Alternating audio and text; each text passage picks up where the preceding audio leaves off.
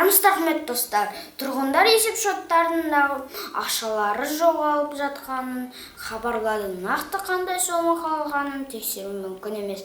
Көптеген қолданушылардың шотында қанша ақша бар екені көрінбей тұр. Картамен төлеу, банкоматтан ақша алу, картаға салу және Каспий KZ арқылы төлемдер мен аударымдар жасау уақытша мүмкін емес. Сәлеметсіздер ме достар, біз бүгін Каспий банк жайлы ақпарат айтамыз.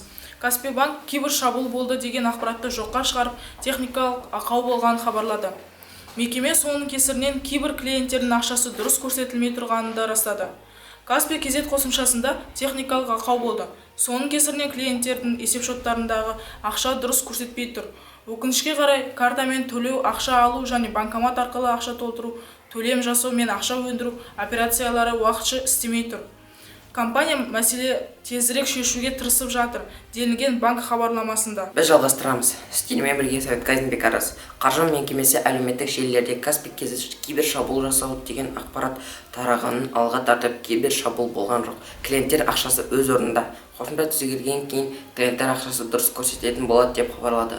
Қазан айының басында елдегі екінші деңгейлі банктердің бірі Альфа-банкте техникалық ақаудың кесірінен интернет арқылы қаржы операцияларын жүргізу мүмкін еместігін айтып, мәселені жоюға күш салатынын хабарлаған. Ал енді ақшаны сақтау үшін лайфхак. Алдымен әдет қалыптастыру керек екен. Оны 100 теңгемен де бастауға болады.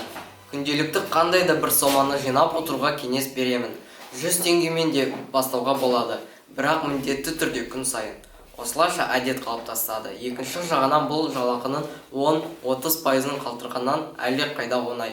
Содан кейін бұл соманы көтеру керек. Мысалы, 1000-3000 теңгеге жағдайға қарай.